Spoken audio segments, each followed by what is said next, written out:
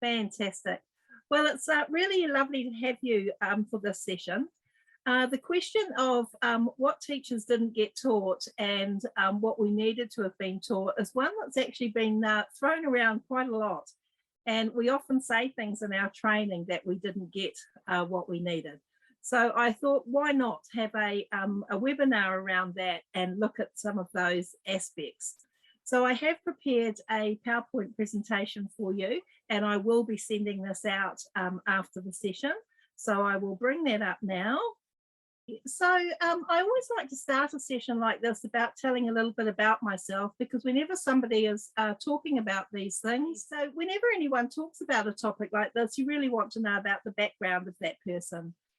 So I started out as a primary trained teacher, and my career was actually going along quite nicely until we actually had our second child. And I realized quite quickly that his needs were actually different to many of the children that I'd actually taught. First of all, I actually thought, oh, he's a boy, and our first child was a girl, and it's a boy thing. And then that wasn't the case. There was a few things that alerted me to that fact. One of them was that from the age of 3, he used to be very interesting. I woke up one morning at 7 o'clock, went to get him, and he was gone. And after ages looking for him, he was actually found 1.5 kilometres down the road, and he'd gone off on his two-wheeler bike with trainer wheels. We had a farm, you can imagine, with troughs, rivers, all those sorts of things. It was really scary. But he was eventually found safely. That was a regular occurrence, and I actually had trouble getting babysitters. The other thing that was really interesting was he used to like to sort of climb great heights. And one day we found him 2 stories up on the apex. It was an A-frame roof, and we had to talk him down from the roof. And that's not usual, you know. So there were things very early on that alerted me to that he was different.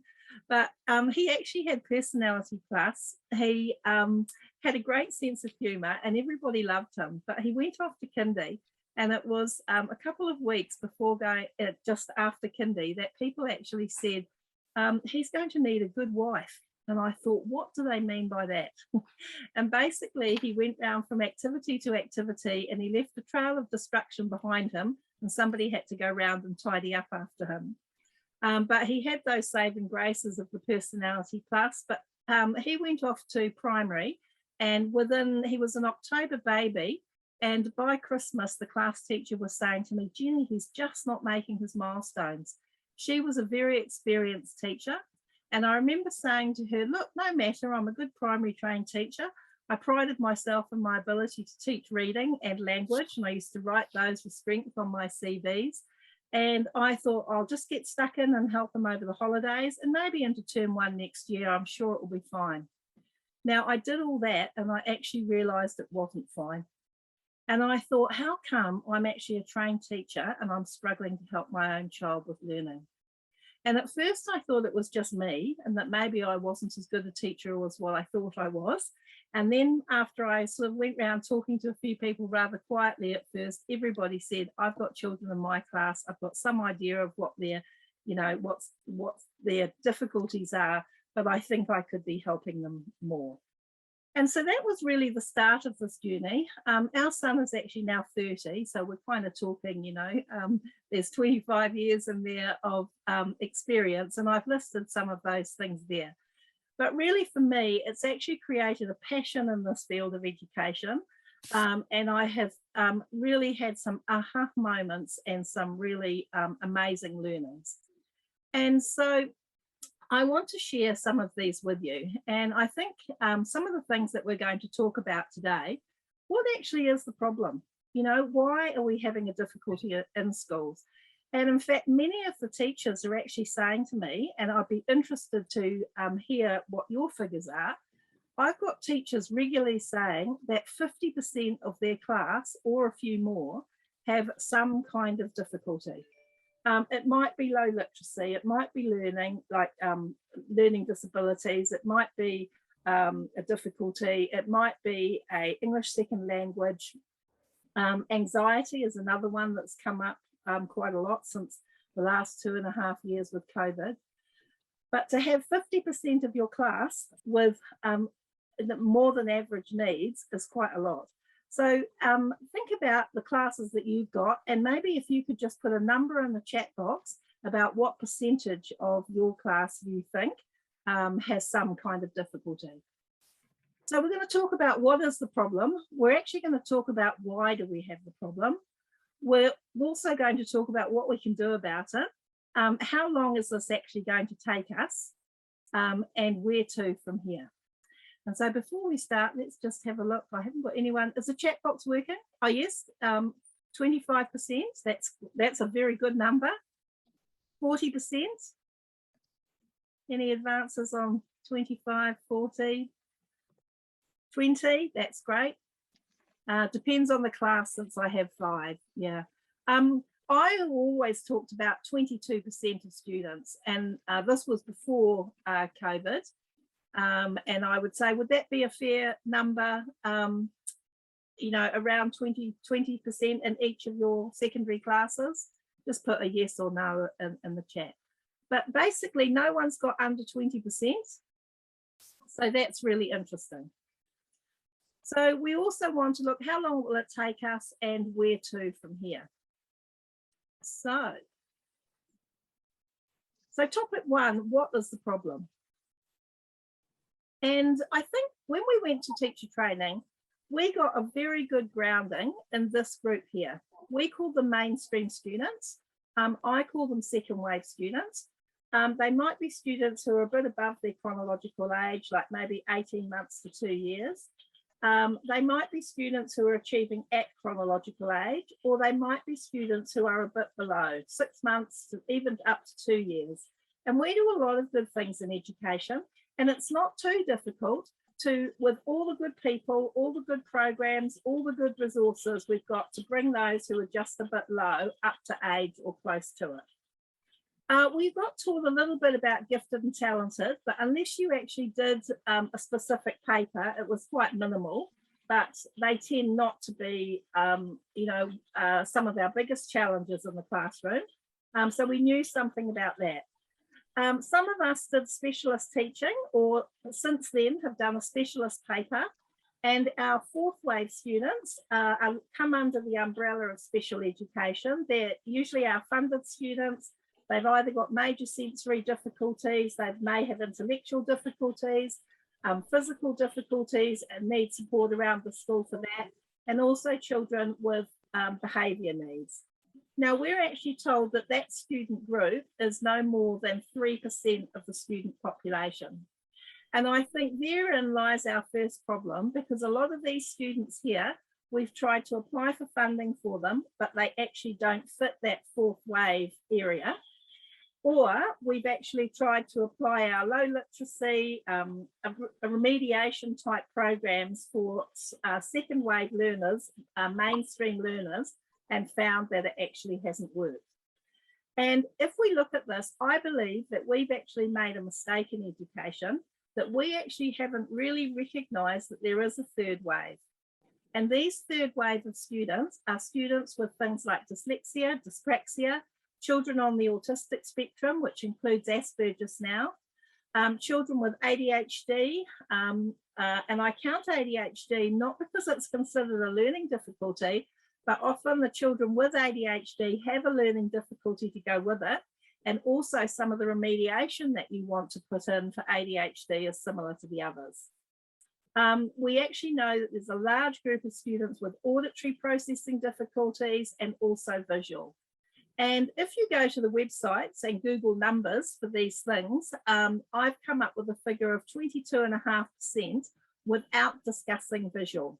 I haven't been able to identify from anyone, behavioural optometrists or normal optometrists, what the figure is for students with visual processing problems. But we do know that 70% of children with a learning difficulty have got some kind of visual or visual processing problem. And that is quite a scary number, because that's another thing that we actually weren't trained for. So the mistake that I believe that we've made in education is that we haven't really recognised that these students exist, and we either try to squash them into the existing remediation programs, or we try and get funding for them as third wave. Now, a lot of people might say, Jenny, how can you say that we've made a mistake in education? We've been doing it for a long time. Well, there's two ways that we can prove it. One of those is that if we look at our bell curve, we are renowned, and so are other countries, but for having a long tail of underachievers in our bell curve. And in fact, the numbers are around 25%. And isn't that interesting when we look at students, third wave students, 22%, fourth wave students, 3%. It's no wonder that we've actually got that long tail of underachievement.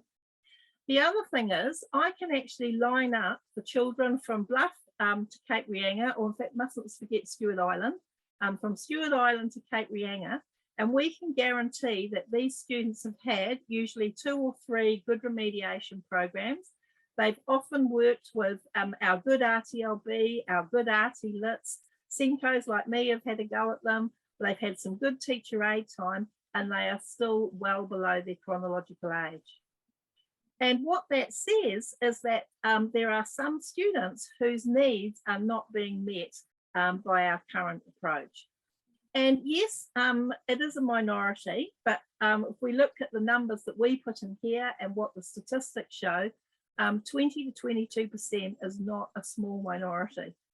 And if you are one of those students who has difficulty in education, it has a very adverse outcome on your whole life. And I don't mind putting my hand up and admitting at this point, it took me into my adulthood years to realise that I had inattentive type ADHD. I actually failed the school system, failed school C and UE. I had to go back as an adult student before I got to go to teacher training. And it took me till I was 40 to realise that I actually was a third wave learner and why I was underachieving at school. And I believe that I should have been a first wave learner straight away. And this is actually an interesting thing. 10 to 15% of our students are actually gifted first wave learners, but because they have a learning difference or a difficulty, they can be first and third wave at the same time. And if you are first and third wave at the same time, that poses a really big challenge, because you've got a good brain and you can often think up here, but your performance is actually down with the third waivers. And I think one of our roles is to find those 10 to 15% of students in our classes, because you can't spot them easily because they're performing as third wave learners. They're not easy to spot. You can also have students who maybe third and fourth wave at the same time. I have quite a few students who fit the category for fourth wave, but then they also have ADHD, also have dyslexia. And I actually find if you only address their fourth wave needs, you don't get the outcomes that you want. And one particular student that I have in mind, I met him when he was 8, intellectual difficulties, physical difficulties. He also had ADHD. Now, I only had touch points with him at various points in his schooling. And over the 1, 2, 3, 4 schools, 3 schools that I'm aware of that he went to, 2 secondary and a primary, at different times, they actually treated him.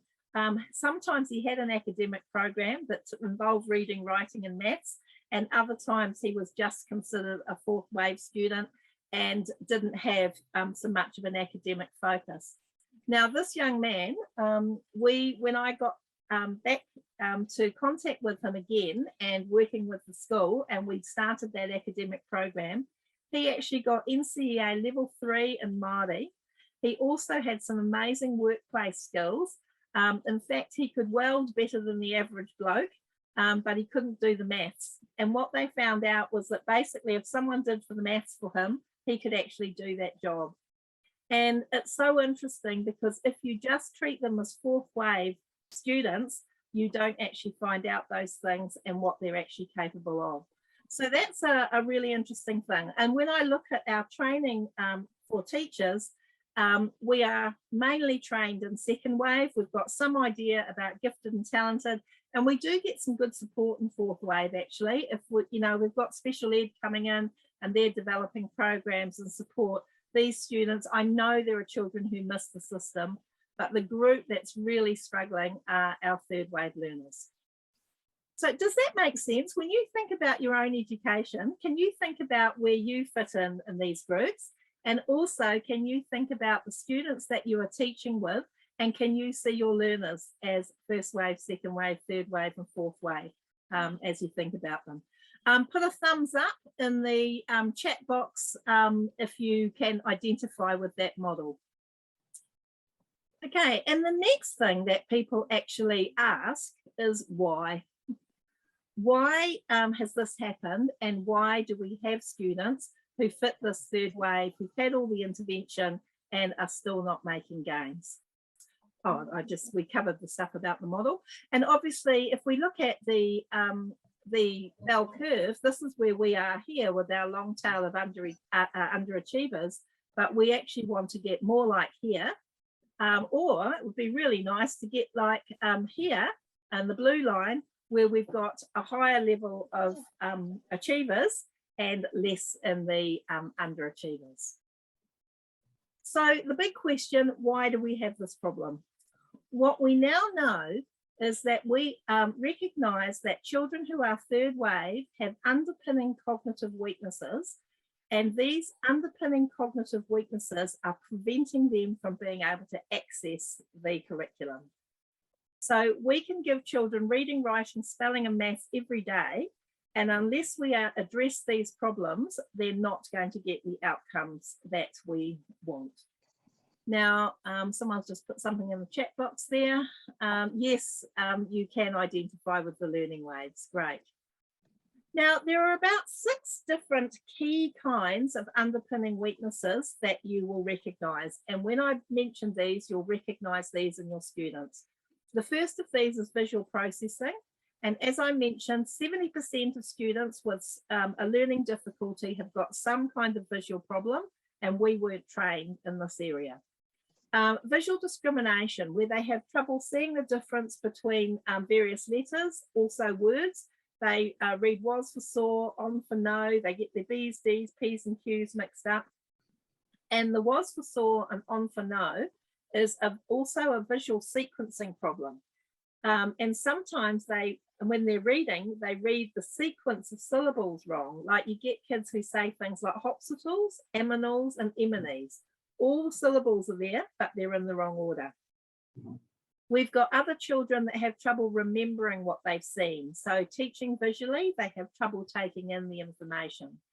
We have students who have trouble with visual figure ground. They have difficulty pulling out the important information from the array of visual information that they've got there.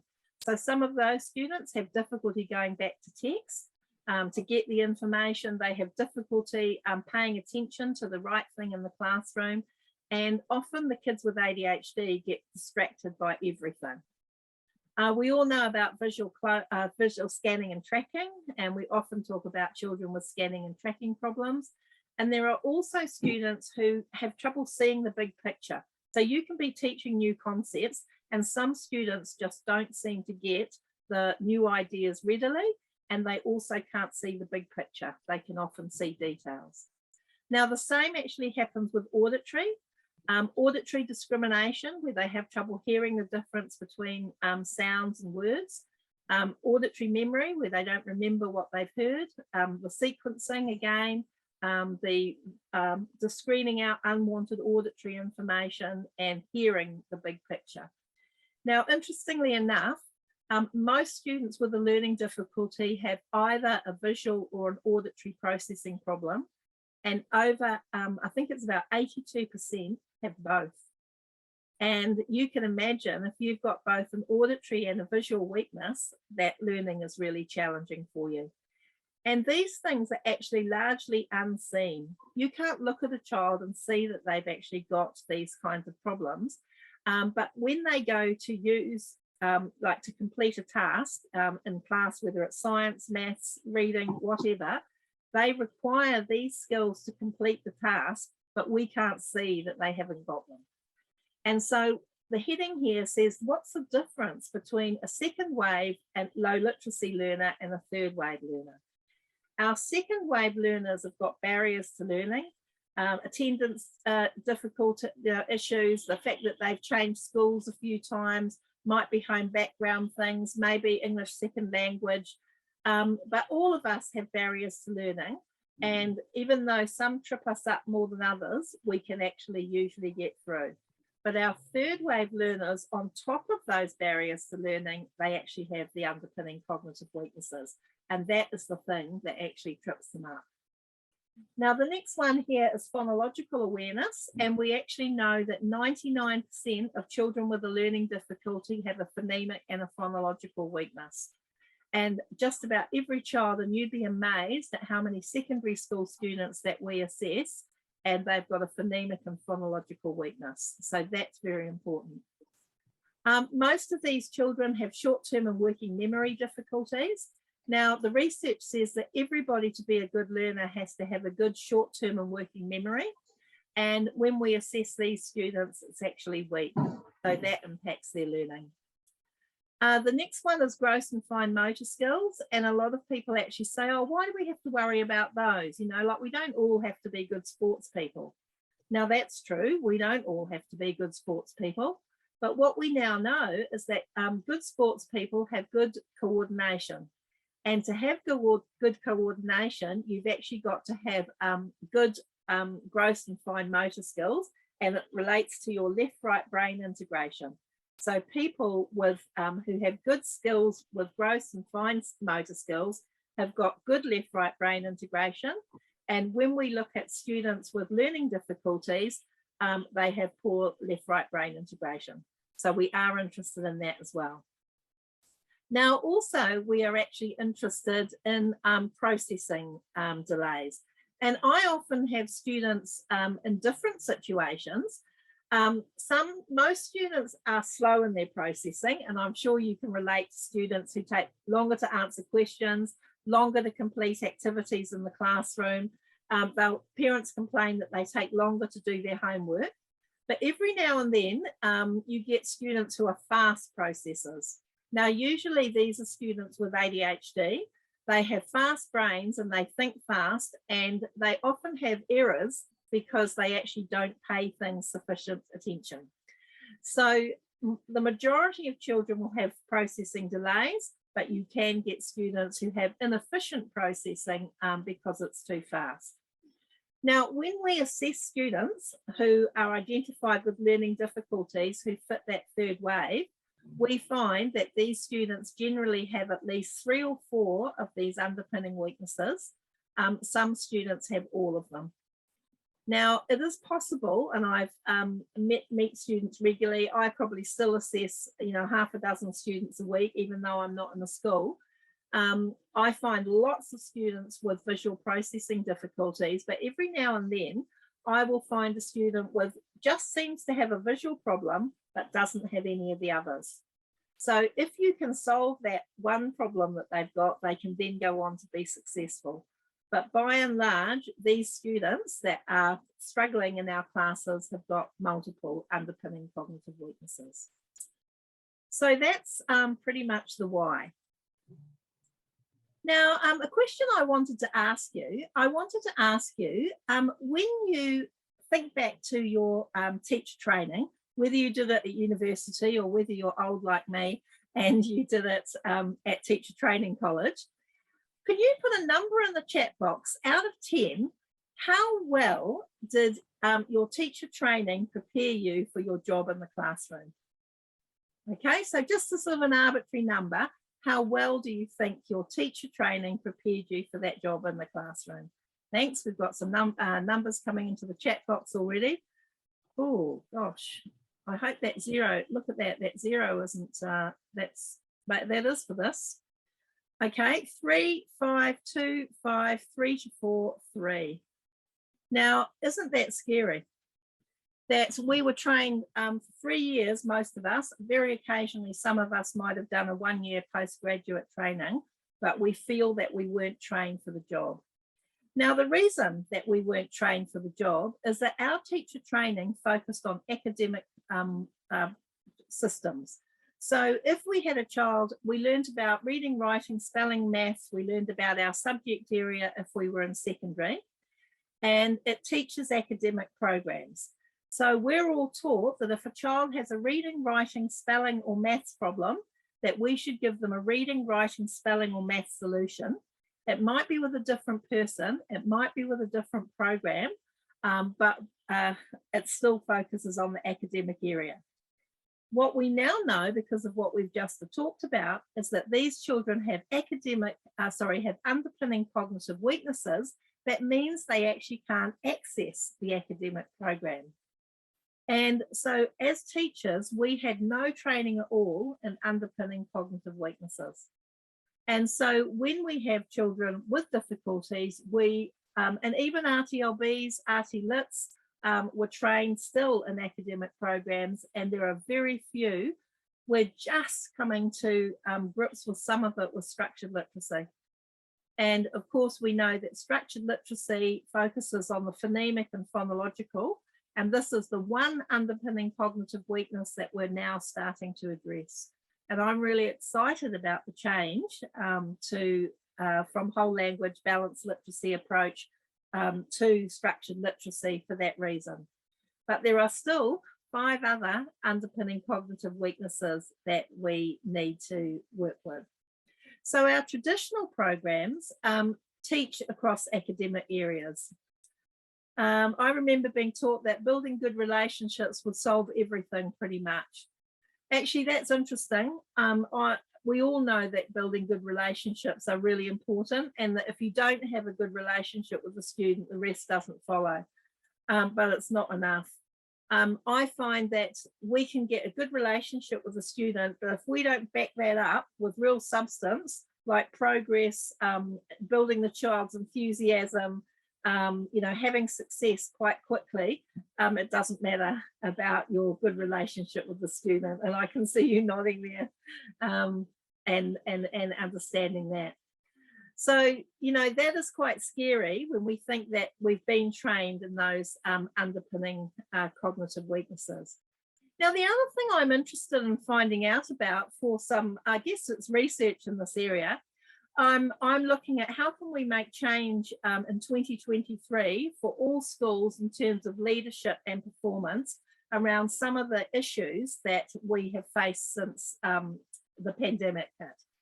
And I want to know, in terms of the pressure you feel as a teacher in the classroom, what is the lowest pressure, Mark, out of 10, what's the lowest pressure you felt and what's the pressure you feel now? I'm hearing a lot about teachers are feeling worn out, they're feeling stressed, and there's a lot of challenges that perhaps weren't there before. So can you pop in the chat box, please, now, and I'm going to save these so that I can use them for not names, just the numbers for research.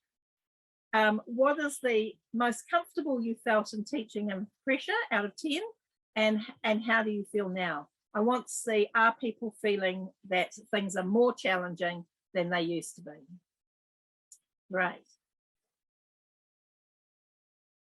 Okay, so the next question, and this is just so important, is what can we do about it?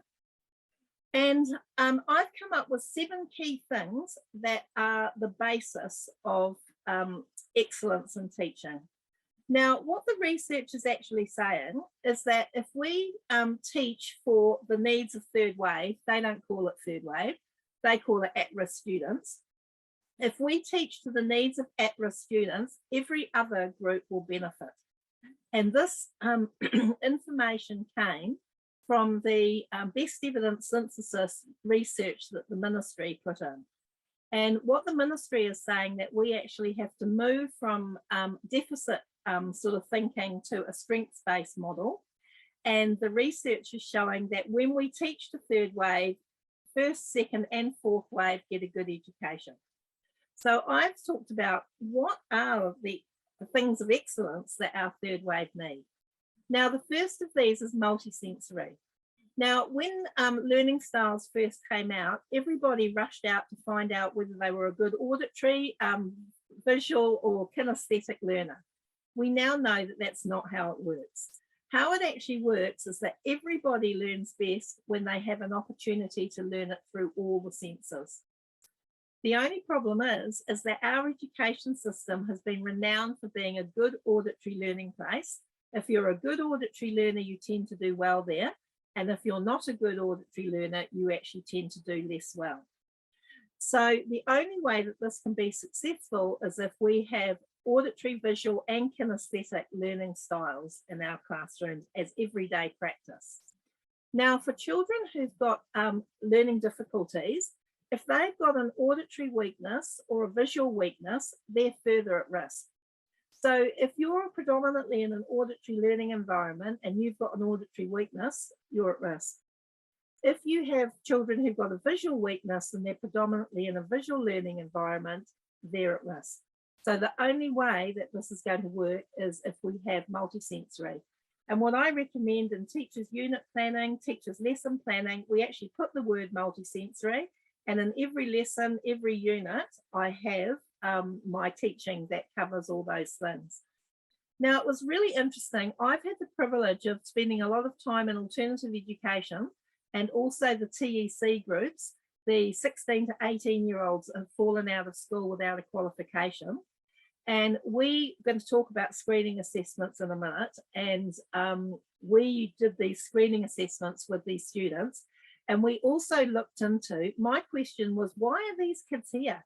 Why have they fallen out of school without qualifications? And what's the problem? Now, we did find all the barriers to learning, but the majority of those students had undiagnosed learning difficulties. We found children with dyslexia, dyspraxia, on the spectrum, kids with ADHD, kids with auditory and visual processing difficulties that hadn't been identified.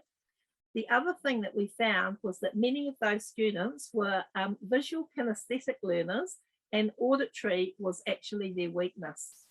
And I couldn't help thinking, on top of everything else, had those students had trouble in the school system because it's predominantly auditory, and they had all these other things that were impacting and that they weren't auditory learners. So there's quite a lot that's sort of quite interesting around there. And I think that we want to look at the generation that have fallen out of school without qualifications. What can we learn from that? And how can we prevent it from happening to the next generation? And these 7 things are the way. The next thing is structure. And I think everybody would agree that all students need structure. Children learn best when they actually have structure. But the challenge is that our third wave learners need structure more than most. And I want you to think about now, if you're away and you've had a reliever, maybe the teacher aid's away and so that student hasn't got support. Maybe there's a sports day, special assembly, something unusual, different happening in the school. How many of your third wave learners have issues on those days? I worked with ADHD Rotorua, and we used to get a lot of calls from schools and parents about stand downs, exclusions and suspensions. And it wasn't too far into a conversation before somebody said the teacher was away, there was a reliever, there was a special day on, and things went wrong. And what happens is that our children rely on their parents, their teachers, and the teacher aides for the structure in their day. And if one of those equations is actually taken out, they don't have the skills to put in structure and organisation for themselves, and it all falls down. And give me a nod of your head or a wave if you can recall now the experiences of many of your students who have had issues when the structure has gone out of the day. Yes, yeah. So structure is huge. Now the next one is sequential learning, and I liken this to dot to dot. You know how in colouring books you have dot to dot, and if you go from 1 to 30, you actually get to see the big picture. Well, our first and second wave learners don't need to go dot to dot. They can actually sort of go to a sports day, have a family holiday, miss out a few dots along the way, and they will actually get to secondary school, NCEA, and be able to pass level 1 and 2 quite nicely. Our third wave learners absolutely cannot. They have to go from 1 to 2, 2 to 3, sequentially up to 30. Otherwise, they end up with huge gaps in their learning. And by the time they get to college, they've got reading ages of 9 and 10. They've got maths levels at 5, stage 5 and 6, not the 7 and 8 that they need to be. They've got writing levels at 2 and 3, not the 4 and 5 that they need to be. And this means that our teachers have to be very knowledgeable about the developmental stages of learning. And we actually weren't trained that well. It's only really the last few years that we've started to have programs come in where sequential learning is evident. Like, for example, our numeracy project was good like that because it had the 8 stages. It had the key concepts that needed to be taught at each stage. You could do assessment, find out where a student was at, and work on next steps. Now, I know that the numeracy project was fraught with its own problems, but as far as that sequential nature goes, it was really good. The structured literacy that we've got coming in is also of the same ilk. It actually teaches sequentially, step by step, the code. Now, the other subjects haven't been taught that well. And if you're a secondary schools teacher, it's even more challenging. Most secondary school teachers went to secondary and they thought that students were going to be able to read and write well enough to access the curriculum. And, you know, one would have thought that that was, you know, a reasonable enough assumption. But what we've got now are students who are entering secondary school that actually don't have the skills, the prior knowledge to actually be there. And because we haven't trained our secondary school teachers in the developmental stages of learning, it makes it very difficult for them. Now, a lot of secondary schools have actually recognised this, and they have often hiring SENCOs who've got primary training. They are trained in the developmental stages of learning, which is great. But primarily, we've still got students wandering around from class to class with teachers teaching at the year level that they're at and not having these developmental stages. And I would actually suggest that's not fair on anyone. It's not fair on schools that they've, you know, got this problem. It's not fair on teachers to have students being put in their classes at this stage. And it's also not fair on children to be going to an environment that isn't actually meeting their needs in the best possible way. Now, I can see there's an extra comment in the chat box. I'm really happy to, if anyone wants to unmute themselves, ask a question, make a comment, I'm really happy for this to be interactive. But someone says there's huge problems with inconsistent relievers over the course of a week, especially with COVID.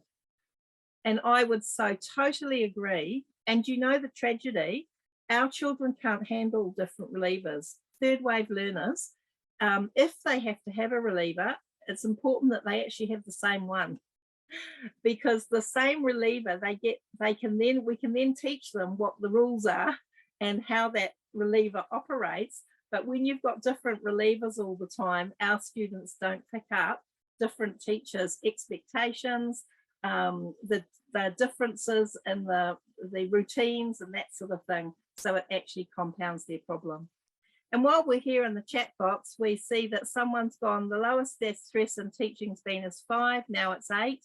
8 before, now 6. Fantastic. Someone will need to speak to that person, because they've managed to, I think it's he has managed to lower his stress. And it also depends on the situation you're in. 5 and now 10. Someone else is 8 and now 5. Before COVID, 5, since COVID, 9.5.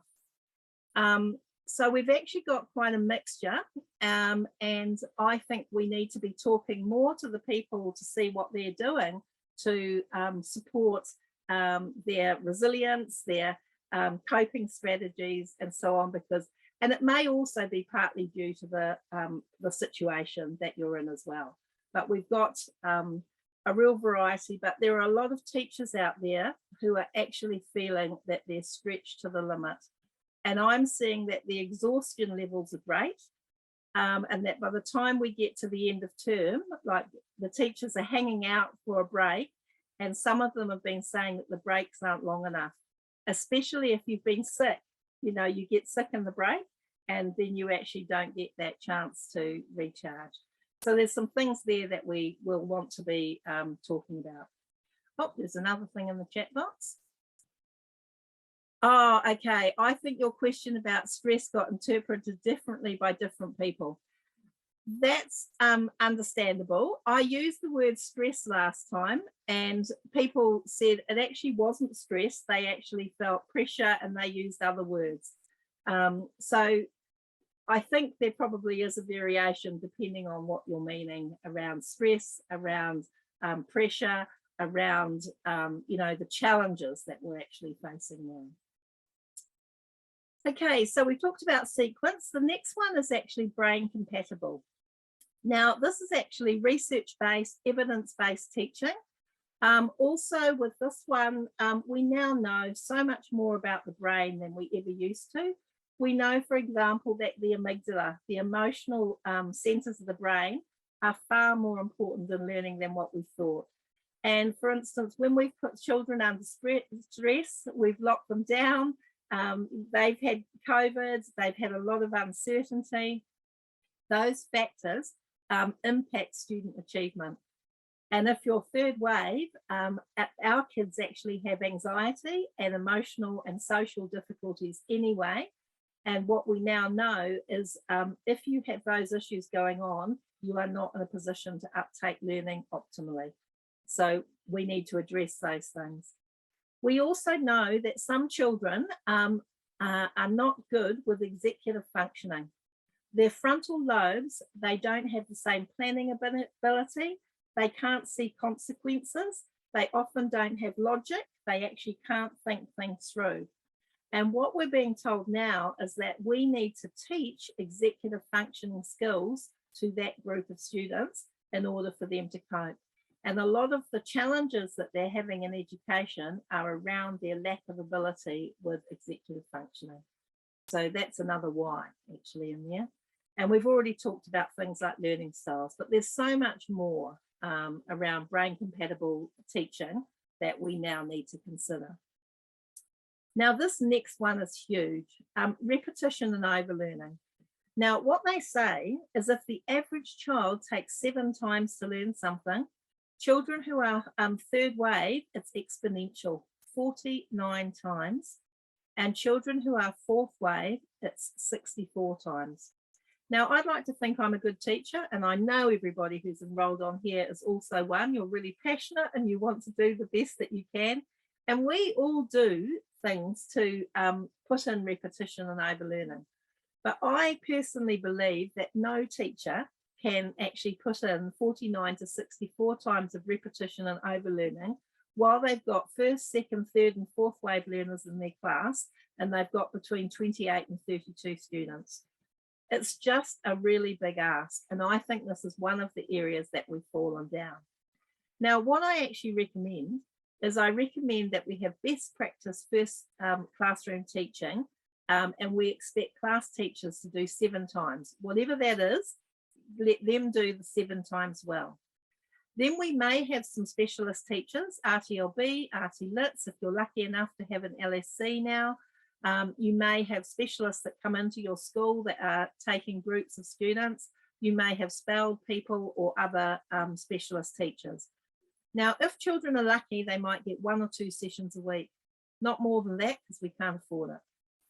Now, what if we actually train our teacher aides very well and we train them in third wave programs, the programs that these students need, and we identify the students and we get teacher aides working with them 3 times a week to do repetition and overlearning. Now, I also believe in training school volunteers and parents, and we have been having amazing success, even at secondary, having volunteers and parents doing 3 sessions a week. And I run monthly free training sessions for parents. Any of you can invite your parents along to these sessions to give them training in tutor reading and spelling and understanding their children as learners. And they work with the children 3 times a week on targeted, structured programs. And then we look at really good software. And there's some great software out there now, things like Steps, Learning Web, things like Maths Buddy, things like Betsy Sewell's Word Chain. There's a number of different ones out there, and we put the students on those 3 or 4 times a week. And suddenly when you've got specialist teacher, classroom teacher, teacher aides, community and home volunteers or home learning, and the software, you're coming close to the amount of repetition and overlearning that students need. Now, I also don't believe that a class teacher can set this all up on their own. And as a Senko, that was one of the best roles I had. It was setting all this up in the school and monitoring it and letting it run, doing the training for it.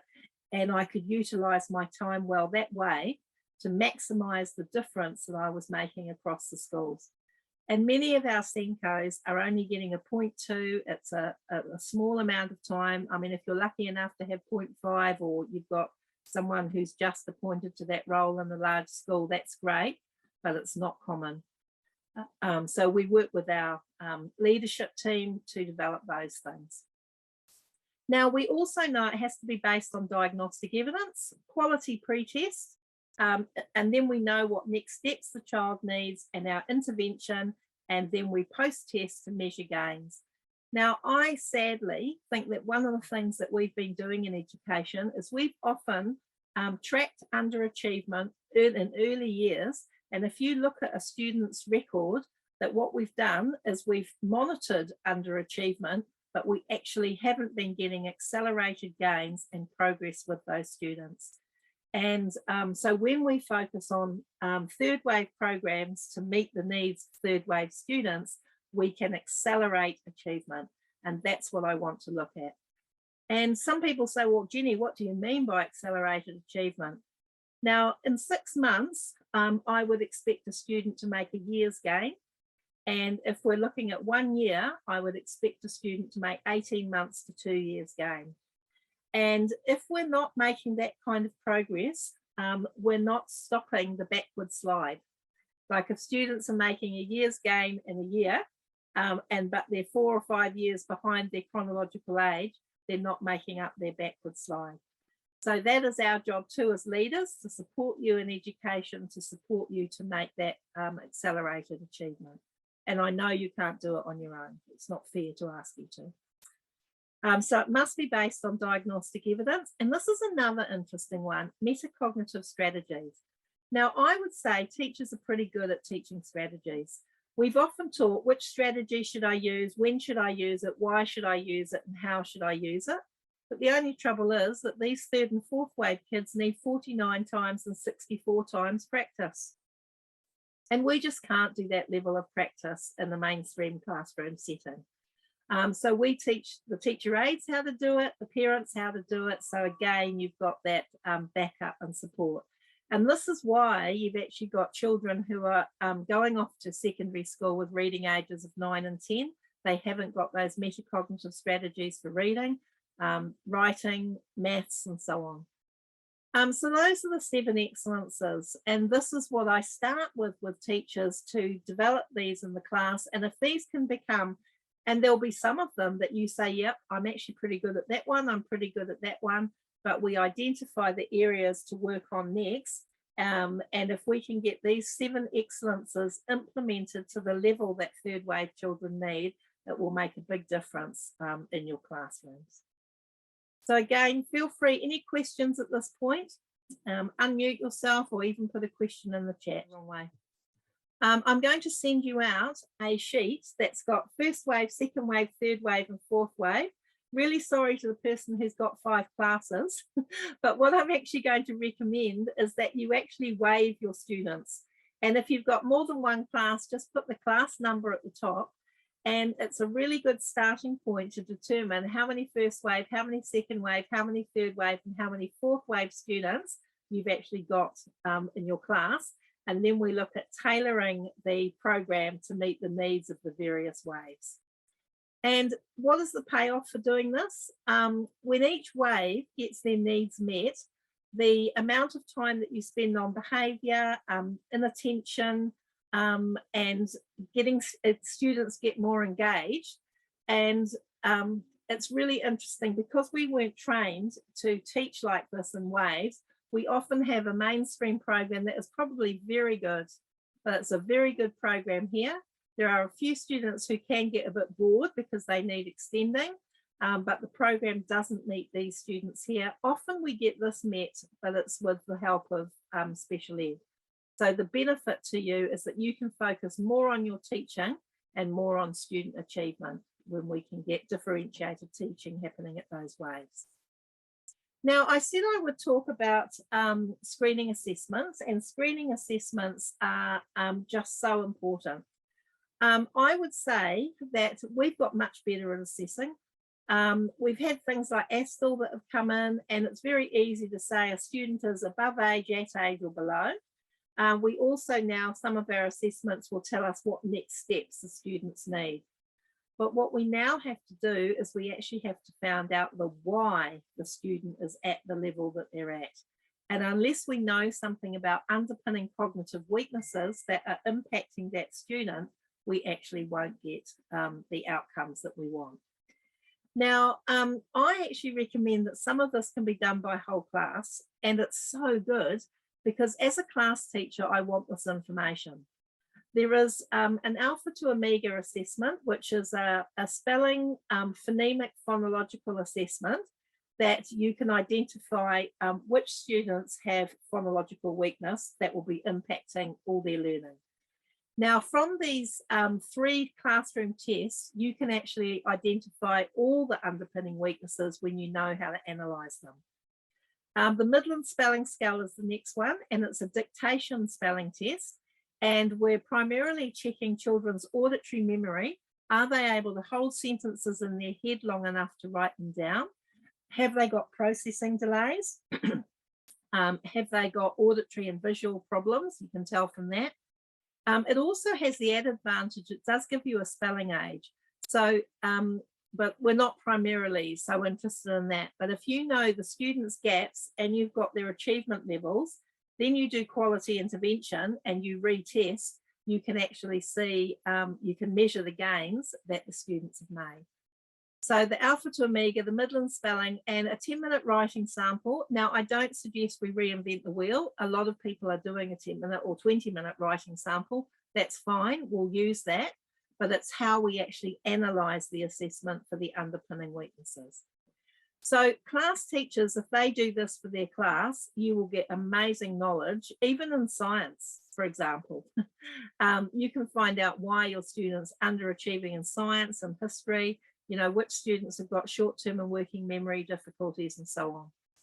Now then, I talked about the LSCs, the SENCOs, I talked about the RT LITs, and for the students that we identify with difficulties from these assessments, we can do an interview, and the interview tells you so much about which of the areas are likely to be affected for a student in terms of dyslexic type tendencies, on the spectrum, ADHD, and so on. They can do a reading assessment, and we're not so much interested, we're not interested in the level of the student. Here I'm looking to see what visual problems are impacting a student in reading. The numeracy assessment shows short-term and working memory and processing delays, and depending on the age of the student, we can do junior school language, and I can do that from the age of 4, and it will give us some really good indicators. And then we do this interview that, as I say. So this can be done in virtually a period of you know, 1 hour period. You can do the alpha to omega, the spelling scale, and the writing sample. You may want to break that up just because it's easier on the students, but I find classes can handle that in one period, especially if they know why. And then we've made the workload for those SENCOs, LSCs, RT LITs. I even get the RTLB as a team approach doing these. Now, the idea is we can identify in primary the students before the age of 8. After the age of 8, they have more learned helplessness, they have more poor strategies, and the cost to remediate them is greater. So in an ideal world, we'd want every single primary in New Zealand identifying this before the age of 8. Now, because of where we're at now, that hasn't happened. Year 7 and year 9, I would recommend that we actually do the assessments in term 1 of year 7 and term 1 of year 9, so that we know immediately who the students are, the why, and can put in place the programs. In year 7, we've then got 7 terms to get them ready for high school. And in year 9, we've actually got 7 terms to get them ready for NCEA. Now, because they're older and you get the kids engaging with you, they will work with you to actually achieve this. And we have regularly achieved those high school readiness gains and the NCEA achievement readiness that we need through that. Now, there are year 11 students, and I've currently got year 11 students on my caseload, and some of them I'm working, individually with challenges around sitting exams, overcoming their underpinning weaknesses, and it's a pressure because they've only got a short space of time. If you're year 11, you've got till the end of the year to get it right. So those students often need, specialist teachers. So there are some philosophies around this. Now, all of these children, and I would say that this is the difference between what's happened for me, is every student and every adult that has got a learning difference, there are strengths and there are weaknesses. I can name all the strengths of dyslexia, ADHD, children on the spectrum, and I can also name the weaknesses. Now, every single person, the adults or students who are doing well in their life, focus on their strengths and they are developing their weaknesses, but they're using their strengths to help them be successful. Now, when I see students underachieving and we've got stand downs, suspensions and exclusions, in every case, I see students living their weaknesses and actually not even really understanding their strengths. So one of the key things around the interview is that we help children identify their strengths and then we identify their weaknesses. Now, I say to kids that you've got to start placing your self-esteem in your strengths and not your weaknesses. Now, so many of our students have poor belief about themselves as learners. They actually think that they're dumb and they don't recognise their strengths. But as a teacher, if you have high expectations in the area of strength and realistic expectations in their area of weakness, you can support the child to develop, appropriately. Now, so many of our kids, if you ask them, they will tell you all the things that they're bad at, and they can't even tell you the things that they're good at. Their weaknesses have actually overtaken them. Then we want to put in accommodations. Now, accommodations are things that make life easier for students, anything that makes life easier. For example, I might seat a student up the front that's got a visual or an auditory processing problem. I might give fidget toys, not loud things, but blue tack, or I've even put Velcro under the desk, not the rippy bit, but the rough bit for kids with ADHD. So that children with ADHD need to move, and if they move, it helps their concentration. So we want them to move, but we don't want them to disrupt the class.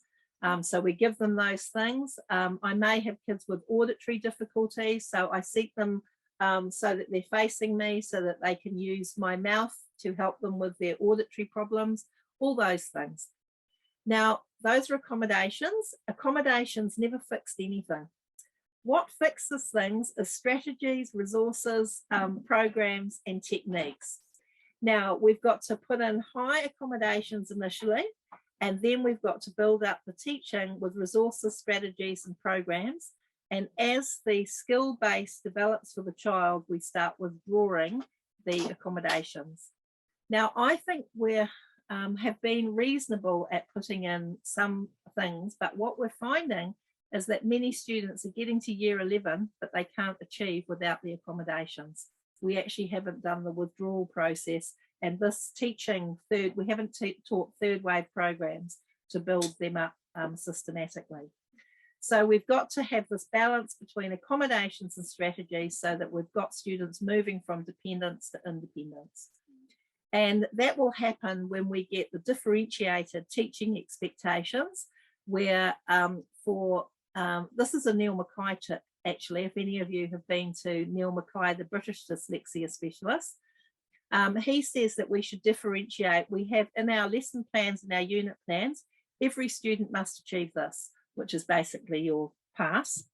Most of you will get this done, which is your achieved, and a few of you may have time for this, which is your excellence.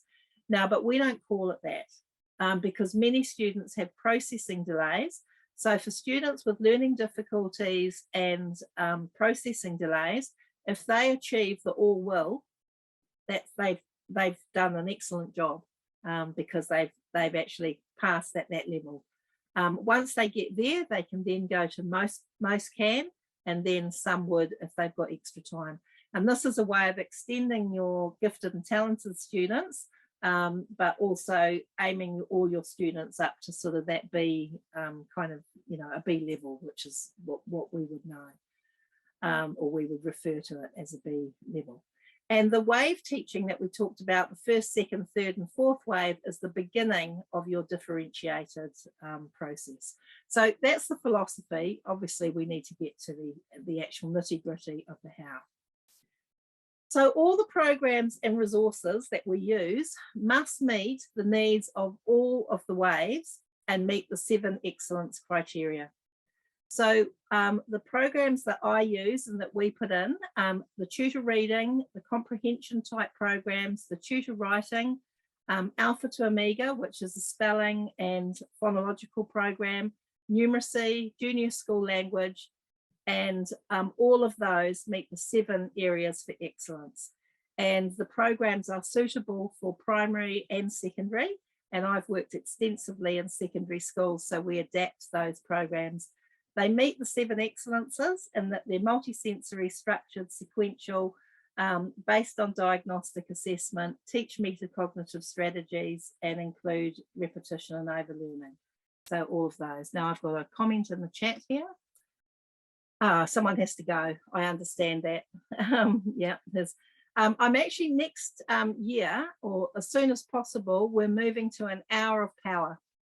And I only want to have professional development sessions running for an hour, because I think with the stress and the expectations on us of teachers to do more, but we're close to winding up now anyway. Okay, so I've got a couple of examples of here. Now, we almost get to the point, if someone says an individual learning plan or an IEP, and we all groan. The time it involves to actually do an individual learning plan is great, and it also involves a lot of people. So what I have actually set up here is a group and individualized learning plan. So you can use it for a group, but you also can use it, can use it for individual, but you can also use it for a group. Now, one of the things about our individual learning plans, I believe that when you look at them, they're pretty much based on academic programs. I haven't seen any learning plans in schools that have got underpinning cognitive weaknesses, other than phonological, and that's only just coming, as part of the plan. So often this is part of the reason of tracking the failure. So with our achievement objectives, they have to include underpinning weaknesses. We've got the accommodations and the strategies and the scaffolding that we're going to put in place. We've got here how we're going to use our learning assistants and our home learning plans.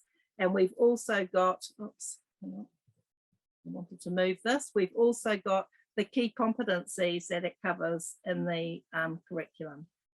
And this is just a sample one.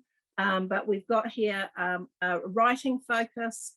We've got a increase work output through on-task behaviour to develop awareness and self-management strategies which aid and hinder achievement, and to improve self-confidence in their own abilities through the development of strategies. And I do individualised tutoring and group tutoring, and I will spend up to 20 minutes on this sort of thing with a student. Because if we don't get that sorted out, the rest of the stuff isn't going to happen. And actually there's, I think I did, no, I didn't. There's more to it, but that's the headings. So that's the group and individualized learning plan. And then this one is actually for a secondary. Okay, So I've been involved in lots of secondary. So we've got the background information, we've got the current situation with the student, we've got the specific goals, we've got the strategies, resources. Oops. Hang on. We've got the strategies, the resources, and the responsibilities, and the review time. And this is great because it's a whole, like every class teacher is part of this. And the way that we develop this, we ask class teachers, subject teachers to input, we ask them to answer certain questions, and the parent, the SENCO, and myself as an educational consultant met to actually write this up. And then it was actually provided to the teachers. So their level of input at secondary, I mean, you imagine if you've got to do, well, you know, I know, individual learning plans for so many students, and you've got to take an active part in all of them. So it's a process. It's all about developing processes. And so we work with the leadership and the management to develop these. So we're actually up to topic 4, how long will it take? And basically, you'll break the back of this in 20 weeks. So if you start by identifying your learner waves, step 2 is the screening assessments. Step 3 is the accommodations and programs, putting those in. Step 4 is the group learning plans, and only individual ones for those that you absolutely have to. And very often, there are 4 or 5 students in a class that actually need the same plan. And I mean, yes, there might be 1 or 2 variations and you can put notes for that, but your group plan will be sufficient for a number of students. And then step 5 is the differentiated monitoring. So you can break the back of this in 2 terms, 20 weeks, and then you'll get better and better at it as an experienced teacher. And what you're becoming is an experienced teacher of third wave learners and being able to meet the needs of all learner waves. So it's about raising achievement at all levels of students, whichever wave they're at. So where to from here? What I actually recommend, there's a lot here, and I'm going to send you a copy of the PowerPoint, and I'm also going to send you the waves. I actually recommend that you start with a VIP upgrade if you decide that this is an area that you want to continue. And there's a copy of the Wobbly Kids, A Guide for Schools and Teachers, and the copy of the book actually gives you like the philosophy and the step-by-step process. You could actually take the book and you could actually do it yourself. Also, I'm having many parents benefit from attendance at the Growing Great Kids with Learning Difficulties workshop series. And I'm actually going to run a course just for teachers so that you'll get great learning out of this. And you'll see what the multimodal approach is about with medical, social, emotional, behavioural and educational. And if you can get your parents on the same page as you, that's going to be tremendously helpful in terms of your outcomes. And also as a 30-minute professional career consultation with me to discuss your next steps, you know, what you feel you want to achieve, what goals that you've got in teaching and so on. So basically, you get all of that for the cost of the book. So it's up to you whether you want to, you know, take that next step or not. But if you do, I've tried to make it really good value for you. And one of the things that I've been saying is I believe that the cavalry is not coming. I actually think we need to lead the change that we want to see in education. So it's about being the change, about teaching for diversity and meeting the needs of all wave learners. And if we do this as teams and as whole schools, it's going to be a lot easier than, you know, trying to do it just, you know, individually. So there we are. You've done extremely well. And if you feel like you've done over your hour of power, which you have, it's you've done an hour 10. So feel free to go. You can actually email me. You will be receiving that email from me when we finish with the PowerPoint and the Learning Waves chart. But anyone who's got questions or comments, just wants to chat, stay on now. So to those of you who are going, I'll look forward to sending and receiving emails. And for those of you who are staying, just unmute yourself and ask the questions. And some people will probably want to stay on and hear other people's questions. That's actually quite common too. Hi, Jenny. I see that you were recording it, and I'd love to be able to share this with my team. Is there a way of getting hold of the recording? Yes, there is. And I think we've actually done quite a lot here. And I'm really happy to share recordings and share PowerPoints, because I think this knowledge is just so important for schools. But what I hate is if, you know, somebody just gets a recording and doesn't have, or just gets the notes and doesn't have a session to go with it. So by all means, you'll have the recording and the PowerPoint, and I'd like you to share both. Awesome. Thank you. Good question. Fantastic. It seems like that's it for this evening. Don't hesitate, if you think of things later, to email me, but we'll end it there, and I'll look forward to seeing you again. Bye.